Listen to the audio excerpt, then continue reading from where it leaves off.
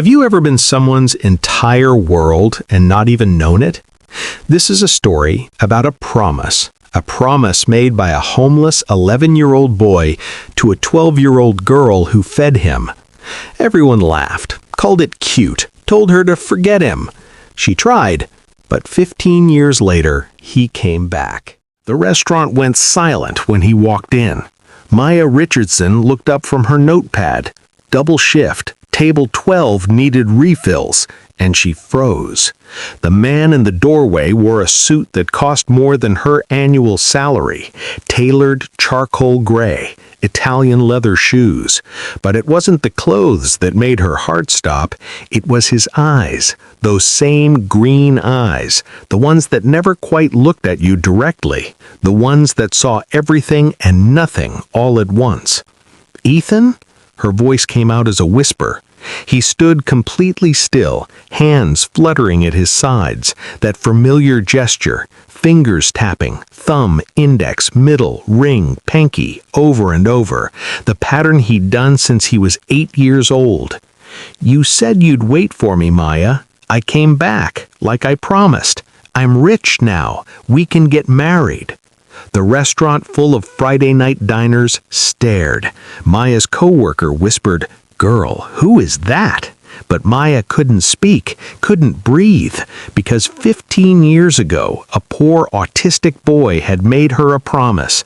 Everyone had laughed, called it cute, told her to forget him. She'd tried, and now he was standing in her restaurant, looking at her with those same honest eyes, holding her to a promise she never thought he'd remember. But to understand this moment, we have to go back 15 years, back to a chain-link fence outside Jefferson Middle School, back to when Ethan Cole was just a boy who didn't fit. Ethan Cole sat outside Jefferson Middle School every day at 11:47 a.m. exactly.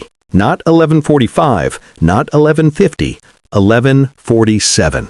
That's when the first lunch period started. That's when the noise became predictable. Doors opening, voices rising, feet shuffling, patterns he could follow. He was 11 years old, white, small for his age, and homeless. His mother had died 6 months ago, cancer. He'd watched her waste away in their apartment while she refused to go to the hospital because they had no insurance. The day she died, Ethan sat with her body for 14 hours. Not because he didn't understand she was gone. He understood perfectly. He just didn't know what to do next. A neighbor finally called the police. Child Services came. They tried 2 foster homes. The first family returned him after 3 days. He won't talk, won't make eye contact, just rocks back and forth. There's something wrong with him. The second family kept him for 2 weeks until their biological son locked Ethan in a closet for 7 hours as a joke. When they found him, Ethan was having a meltdown so severe he'd bitten through his own hand. The family called him violent, dangerous. At the emergency room, a doctor wrote, "Suspected autism spectrum disorder. Recommend evaluation." Child Services wrote, "Difficult placement. High needs." Ethan wrote nothing. He ran. That was 3 months ago. Now he lived in an abandoned maintenance shed behind the school. It was quiet there, safe. He had his mother's winter coat, 2 library books, and a photograph. His stomach growled constantly, but Ethan had learned if you sit outside the school at 11:47 a.m., sometimes kids throw away food that's still good, half-eaten sandwiches, bruised apples, once an entire unopened bag of chips. He waited, hands tapping, counting the pattern, thumb, index, middle, ring, pinky. 1, 2, 3, 4, 5. Again, again. Again. The rhythm calmed him, made the world make sense. Maya Richardson saw him on a Tuesday. She was 12, black, smart enough to skip a grade, but her mama said, "Baby, you stay with your age group. The world's gonna try to rush you enough as it is." Maya carried her lunch in a brown paper bag, peanut butter sandwich, baby carrots, and orange. Same thing every day because groceries were tight and her mama worked 2 jobs. But it was her lunch, made with love.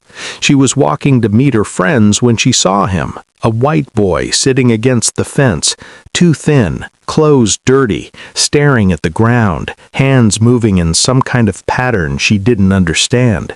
Kids walked past him like he was invisible. Maya stopped. "You okay?" she asked. The boy didn't look up, kept tapping his fingers.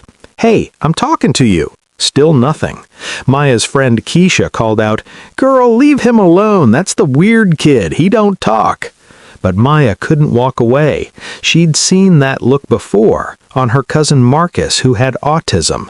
Marcus didn't talk much either, but he wasn't weird. He was just Marcus. Maya crouched down, not too close. Didn't touch him. "My name's Maya. What's yours?" The tapping continued, but something changed. The rhythm stuttered, just for a second. "You don't have to talk if you don't want to, but you look hungry. You want my sandwich?" The boy's eyes flicked up, just for a millisecond. Green eyes, sharp, frightened. "It's peanut butter. I don't know if you like peanut butter, but it's good. My mama makes it." She placed the sandwich on the ground between them, backed up, gave him space. Then she sat down, 10 feet away, started eating her carrots. 5 minutes passed. The boy reached out, grabbed the sandwich, ate it in 4 bites. No eye contact, no thank you. But when he was done, he whispered something so quiet Maya almost missed it. "Ethan." Maya smiled. "Nice to meet you, Ethan." The next day, Maya brought 2 sandwiches. The day after that, 2 sandwiches and 2 apples. By the end of the week, she was packing a separate lunch just for Ethan. Her mama noticed. "Baby, why you asking for extra food?" Maya hesitated. "There's a boy at school. He's hungry." Her mama studied her. "This boy got a name?" "Ethan." "He got people taking care of him?" Maya looked down. "I don't think so." Her mama sighed. "Worked 2 jobs as a home health aide, barely made rent, but she packed extra food anyway. You got a good heart, baby. Don't ever let this world take that from you." Every day at 11:47 a.m., Maya found Ethan in the same spot. She learned his patterns. He needed the food placed exactly 12 inches in front of him. Not closer, not farther. He couldn't eat if people were watching, so Maya would set the food down, then sit with her back to him. He didn't like loud noises, so on days with pep rallies or fire drills, she'd warn him, "It's gonna be loud today, Ethan. You might want to cover your ears." He would nod, just barely, but it was acknowledgement. Slowly, so slowly, he started talking. "I like ham better than peanut butter." Maya brought ham the next day. "The bread is too soft. It sticks to my mouth." Maya switched to wheat bread. Firmer texture. "I don't like oranges. The smell is too strong, but apples are good. Only green apples, not red." Maya brought green apples. Every preference, every need, she remembered. By week 3, other kids noticed. "Why you feeding that weird white boy?" a girl named Shanice asked. "He don't even say thank you." "Maya says thank you in his own way," Maya replied. "He probably dirty, probably got lice or something." Maya's jaw tightened. "He's not dirty, he's just different. You wasting your lunch on him. It's my lunch, I can do what I want." But the comments got worse. Boys started mocking Ethan, making noises at him, throwing things. One day a kid named Derek kicked Ethan's lunch away. "Oops, Butterfingers." Ethan started rocking, hands over his ears. Maya stormed over. "What is wrong with you?" Derek laughed. "He's just a retard. He don't even know what's happening." Maya got in his face. 12 years old, but fearless. "Say that again. I dare you." "Maya, it's not worth it," her friend whispered, but Maya didn't move. "Apologize." Derek rolled his eyes. "Whatever. Sorry, retard." He walked away laughing. Maya picked up the scattered food, brushed off the sandwich, brought it to Ethan. His hands were still over his ears, eyes squeezed shut. "Ethan," Maya said gently, "it's okay. They're gone. It's just us." Slowly, his hands came down. "I brought your lunch. It's okay." Ethan looked at the sandwich, then at Maya, and for the first time he made eye contact, just for 3 seconds. "You're nice to me," he said. Maya's chest tightened. "Because you deserve someone to be nice to you." Winter came. Ethan showed up one morning shivering so hard he couldn't hold the sandwich. Maya took off her jacket. "Here." "I can't take your jacket." "Yes, you can. I have a sweater. You don't have anything." Ethan stared at the jacket. "I don't know when I can give it back." "I don't need it back." That afternoon, Maya went home and asked her mama, "Can we help Ethan? He's living outside. He's gonna freeze." Her mama's face fell. "Baby, you know we can't take in a child. We barely got room for us." "But Mama..." "I know, baby, I know." Her mama thought for a moment. "But we can call someone who can help." That night, Maya's mama made calls. Child services, local shelters, churches. Everyone said the same thing. "We're full. We can try to fit him in next month." Next month, while a child froze outside. Maya's mama handed her a care package. "Give him this tomorrow. Blankets, food, socks. It ain't much, but it's something." Maya delivered it the next day. Ethan held the blanket like it was made of gold. "Why do you help me?" he asked. Maya sat down beside him. "Because everybody deserves help, Ethan. And because I don't know. You're my friend." "I'm your friend?" "Yeah, you are." Ethan processed this. "I've never had a friend before." "Well, you do now." They sat in silence. Then Ethan said, "I'm going to be rich someday." Maya smiled. "Yeah?" "Yes, I'm going to invent something or build something. I'm very good at patterns and math and remembering things." "I believe you." Ethan turned to look at her.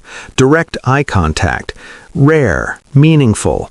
"When I'm rich, I'll marry you." Maya blinked. "What?"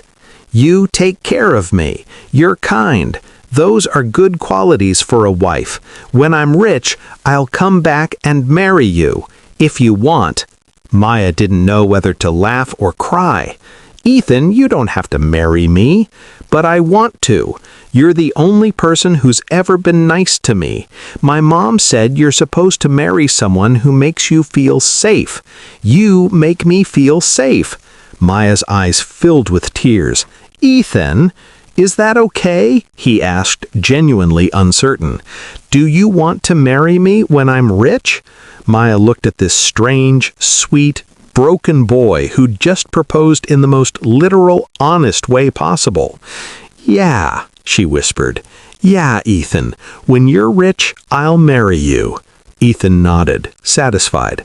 "Okay, it's a promise." He pulled out a small notebook, one of the only things he owned, wrote it down. "December 14, promise to marry Maya when I'm rich." He showed her. "So I don't forget." Maya smiled through tears. "You won't forget. I never forget anything." That was the last time she saw him. 3 days later, Ethan was gone. Child Services had finally found him a placement. Emergency foster home 2 states away. They came in the middle of the night, gave him 15 minutes to gather his things. He asked if he could say goodbye to someone. They said no, there wasn't time. Ethan was driven away in a van, clutching his notebook, staring out the window at the school where a girl with kind eyes had saved his life. He whispered to the empty van, "I'll come back, Maya, I promise." Maya waited at 11:47 for 3 weeks. Ethan never came. She asked teachers, the principal. Nobody knew anything. One day, a janitor told her, "That homeless boy, they took him to foster care. Probably won't see him again." Maya sat against the fence and cried. Her friend Keisha sat beside her. "I'm sorry, Maya." "He promised," Maya whispered. "He promised he'd come back." "Baby, he was just a kid. He probably didn't even understand what he was saying." But Maya knew better. Ethan understood everything.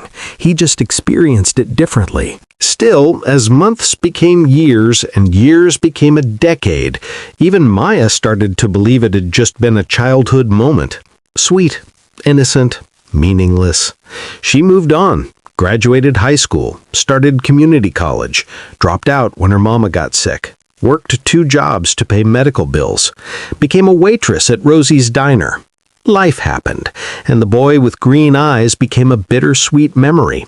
Until 15 years later, when he walked into her restaurant wearing a suit worth more than she made in a year and said, "I came back, like I promised." Maya stood frozen, notepad trembling in her hands. Every customer in Rosie's Diner was staring. Ethan stood in the doorway, hands tapping that familiar pattern: thumb, index, middle, ring, pinky. His expensive suit was perfectly tailored, but he looked uncomfortable in it, like wearing someone else's skin. "Ethan Cole," he said, as if introducing himself for the first time. "We met 15 years ago outside Jefferson Middle School. You gave me your lunch every day for 6 months. You gave me your jacket. You called me your friend." Maya's co-worker whispered, "Girl, is this for real?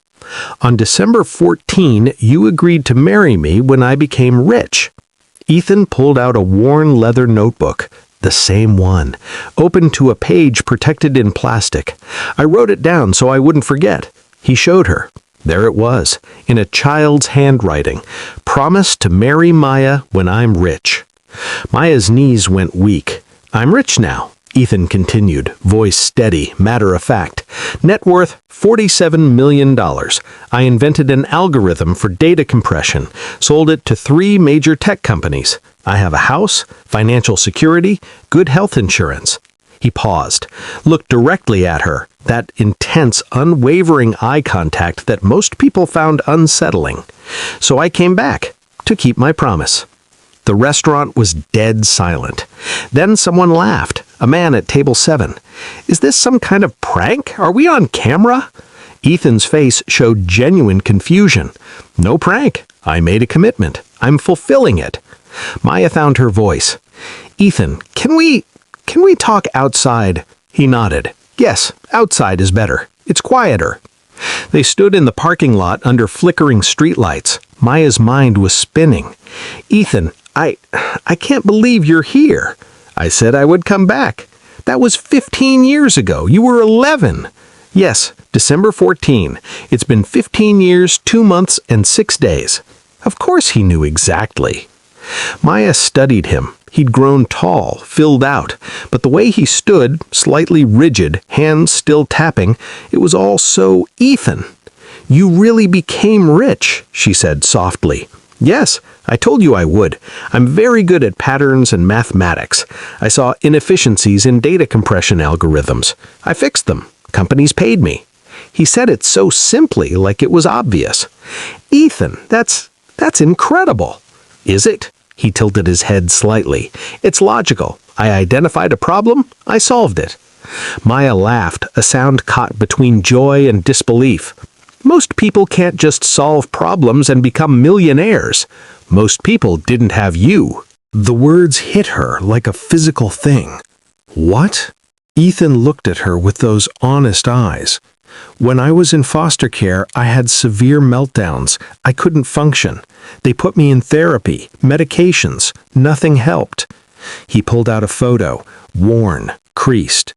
Maya in her school uniform, smiling at the camera.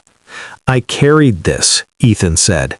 "The foster family took it from the school yearbook, gave it to me.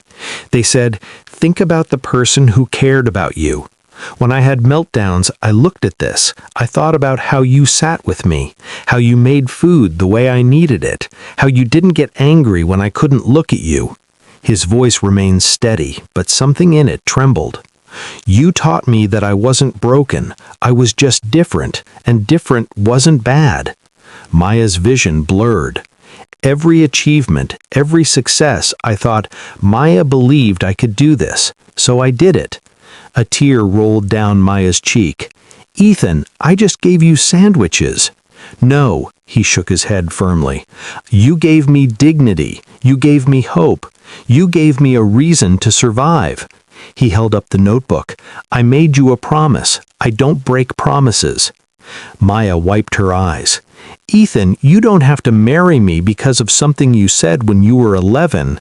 I know I don't have to. I want to. You don't even know me anymore.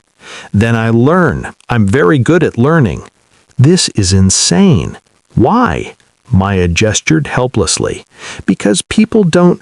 You can't just show up after 15 years and expect... I don't expect anything, Ethan interrupted. You can say no. That's your right.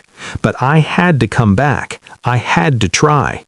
He stepped closer, still not touching, respecting space. Maya Richardson, you saved my life. Not metaphorically, literally. I would have died without you. And every good thing that happened after, every success, every discovery, it all traces back to you. His hands stopped tapping, completely still, rare. I don't understand social conventions well. I know this is unusual, but I also know this. I have never forgotten you, not for one day, not for 1 hour. Maya's breath caught.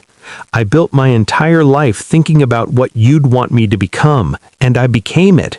Not because I owed you, because you made me believe I could. He pulled out a small box, opened it. Inside was a ring, simple, elegant, a green stone, the color of the apples she used to bring him. I'm not good at romance, I don't understand the scripts, but I know this. You are the most important person who ever existed in my life, and if you'll let me, I want to spend the rest of my life proving that you were right to believe in me. Maya stared at the ring, at this impossible man, at this impossible moment. Ethan, You can say no, he said quickly. I won't be angry, I'll be disappointed, but I'll understand. I just needed you to know that I kept my promise. I came back. Maya looked at him, really looked. This wasn't some fairy tale. This was a neurodivergent man who'd taken a childhood promise literally, who'd built an empire thinking about a girl who'd shown him kindness. And suddenly, Maya realized this was the most romantic thing that had ever happened to her. Not because it was smooth, not because it followed any script, because it was true. I'm not saying yes to marriage, Maya said carefully. Ethan's face fell slightly. I understand.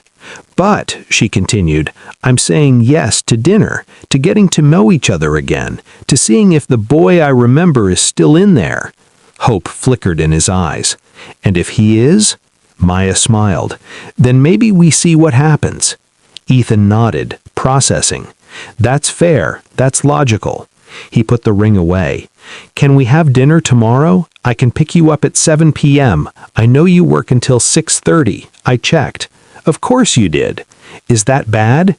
No, Ethan, Maya laughed. That's very you. Their first dinner was at a quiet Italian restaurant. Ethan had researched. Low lighting, quiet atmosphere. You said you liked pasta in a Facebook post from 2019. You've been following me on Facebook? For 11 years, but I didn't comment. I didn't want to intrude. Maya didn't know whether to be touched or concerned. Ethan ordered for himself in precise detail.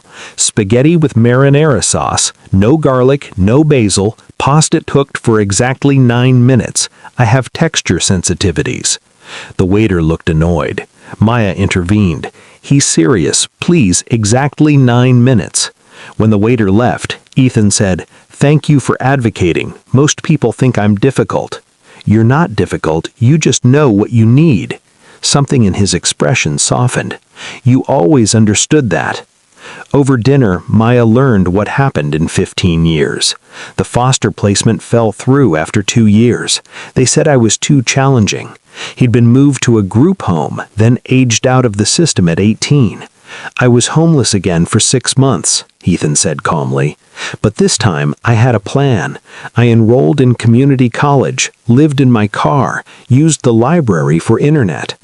Ethan, it was difficult, but I remembered what you said, that I was smart, that I could do things, so I did them. He'd earned a scholarship to MIT, graduated in 3 years, started a tech company in his dorm room. I didn't care about the money, I cared about the problem solving, but the money came anyway. By 25, he'd sold his first algorithm. By 30, he had patents in 12 countries. "And you thought about me the whole time?" Maya asked softly. "Every day. I told myself, when I had enough money to take care of you properly, I'd find you." He pulled out another notebook, this one new, filled with detailed notes. "I've been preparing. I researched what makes good partnerships, communication, shared values, respect. I can do those things." Maya looked at pages of bullet points. Listen when she talks. Ask about her day. Remember important dates. Don't interrupt with facts. She smiled. "Ethan, you made a study guide for dating me?" "Yes. Is that wrong?" "No, it's very sweet. I want to do this correctly." "There's no correct way." Ethan's face showed distress. "But then how do I know if I'm succeeding?" Maya reached across the table, stopped just before touching his hand. "May I?" He nodded. She placed her hand over his. "You're already succeeding, because you're being yourself." They had 7 more dinners over 3 weeks. Maya learned Ethan lived in a minimalist penthouse. Too much decoration is overwhelming. He had exactly 3 friends. More than that is exhausting. He donated 60% of his income to autism advocacy and foster care reform. "Because of you, you showed me that people deserve help." Ethan learned Maya had given up college to care for her mother. Pancreatic cancer. She died 2 years ago. She was drowning in medical debt. I don't talk about it. Pride, I guess. She still thought about him. "I wondered if you were okay, if you were happy, if you remembered." On their 8th date, Ethan said, "I want to pay off your debt." "Absolutely not." "Why? I have the resources. You need help." "Because that's not how relationships work, Ethan." His face showed genuine confusion. "But you helped me when I needed it." "That was different." "How?" Maya sighed. "Because I didn't do it expecting anything back." "Neither am I. I just want to help you."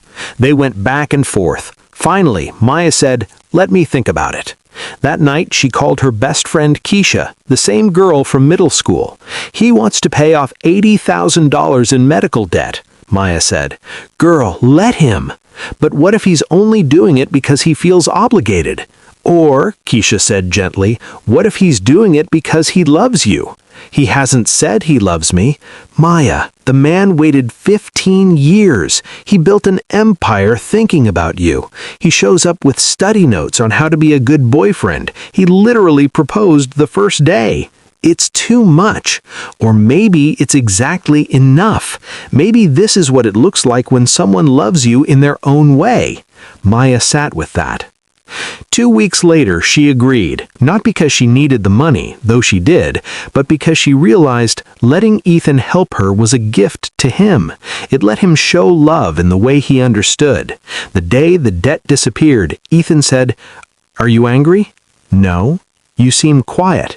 I'm not used to someone taking care of me." Ethan nodded. "I understand. For most of my life, people saw me as a burden, something to fix or eliminate." His voice stayed level, but the pain underneath was vast. "You were the first person who didn't see me as broken. You saw me as Ethan, not Ethan with autism, not Ethan the homeless kid, just Ethan." He met her eyes. "I want to do the same for you. I want to see Maya, not Maya with debt, not Maya the waitress, just Maya." Tears rolled down her face. "How did you get so wise?" "I'm not wise, I just pay attention." 6 months after he'd first walked into the diner, Ethan took Maya back to Jefferson Middle School. The fence was still there, rusted now, covered in graffiti. They sat in the exact spot where they'd met. "This is where you saved me," Ethan said. "I just gave you a sandwich. You gave me everything." He pulled out a folder. Inside were documents. "I started a foundation, the Maya Richardson Foundation for At-Risk Youth. Budget $10 million annually." Maya's mouth fell open. "We'll provide meals, housing assistance, autism services, and advocacy for homeless children. Everything you did for me, we'll do for thousands. Ethan, I don't know what to say. Say you'll run it with me. I'm not qualified. You're the most qualified person in the world. You have the most important qualification. You care. Maya looked at the documents, at this man, at the impossible gift. There's one more thing, Ethan said. He pulled out the ring box, the same one from 6 months ago. I know we agreed to take this slow. I know you wanted to learn who I am, so I have a question. Do you know me now? Maya smiled through tears. Yes. And do you still want me, even though I'm not good at social situations, even though I need things a certain way, even though I'll probably embarrass you at parties? Ethan, because I want you exactly as you are, and I'll want you tomorrow and the next day and every day after that until I die. He opened the box. Maya Richardson, will you marry me? For real this time, not because of a promise, not because you feel sorry for me, because we fit, because you understand me and I understand you, because we're better together. Maya looked at this brilliant, strange, wonderful man. Yes, she whispered. Yes, I'll marry you. Ethan's face showed pure joy, rare, unfiltered emotion. Really? Really. Can I hug you? You don't have to ask. Yes, I do. Consent is important. Maya laughed. Yes, Ethan, you can hug me. He did. Carefully. Perfectly. And in that moment, Maya realized she'd spent 15 years wondering what happened to the boy she'd fed. She never imagined he'd become the man who'd feed her soul. They were married at Jefferson Middle School. Small ceremony, 50 people. Ethan wore a suit he'd had made in sensory-friendly fabric. No itchy materials, no tight collar. Maya wore a simple dress and carried green apples in her bouquet. During the vows, Ethan pulled out his notebook. I wrote down what I want to say because I want to get it right.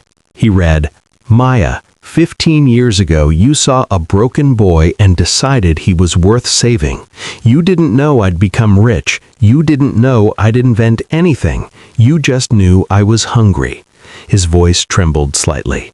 I spent my whole life trying to become someone you'd be proud of, and today you are marrying me, which means I succeeded. Tears fell, his and hers and half the audience. I promise to love you the only way I know how, completely, literally, and forever. I will advocate for you, I will respect your needs, and I will remember every single thing you tell me, because you're important, and important things deserve to be remembered. Maya couldn't speak, could barely breathe. When it was her turn, she said, Ethan, you think I saved you, but you saved me too. You reminded me that kindness matters, that promises matter, that love doesn't have to look like it does in movies. She took his hands. You loved me when you had nothing, and now you love me when you have everything. That's the most romantic thing I've ever heard. They kissed. The crowd cheered, and somewhere in the multiverse, an 11-year-old boy was still sitting outside a fence, hoping someone would see him. But in this universe, someone had, and that made all the difference. But the story doesn't end there. At their wedding reception, as guests celebrated, Maya noticed something. A little girl, 8 years old, sitting outside the decorated fence, hungry, alone, scared. Maya and Ethan looked at each other. They both knew what to do. They walked over together, still in their wedding clothes. Ethan knelt down, held out a sandwich. Hi, I'm Ethan. This is Maya. You look hungry. The little girl looked up, eyes wide, frightened. Maya smiled. It's okay, sweetheart. We understand. Ethan tied a red ribbon around the girl's wrist. Keep this. It means someone believes in you. You're going to be okay, I promise. The little girl held the ribbon, tears in her eyes. They called child services, made sure she got somewhere safe, made sure someone would follow up, made sure she wouldn't be forgotten. As they watched her leave with a social worker, Maya leaned into Ethan. "The cycle continues," she whispered. "Forever," Ethan replied. While this is a fictionalized story, the reality is real. Over 20,000 homeless children live on American streets tonight. Many are neurodivergent. Most are invisible. It takes one person to change a life. One sandwich, one moment of kindness, one promise kept. What if the person you dismissed today becomes someone incredible tomorrow? What if that weird kid isn't weird, just different? What if your small act of kindness plants a seed that grows into a forest? Ethan was autistic, homeless, and invisible, but Maya saw him, and he never forgot. This isn't about money, it's about dignity. It's about seeing people as they are and loving them anyway. It's about keeping promises, even ones made by children. If this story moved you, like this video if you believe in keeping promises. Subscribe for more stories that matter. Comment below, when did someone's kindness change your life? Share this with someone who needs to hear it, because somewhere right now, there's a kid sitting outside a fence waiting for someone to care. Be that someone. The world doesn't need more millionaires. It needs more Mayas.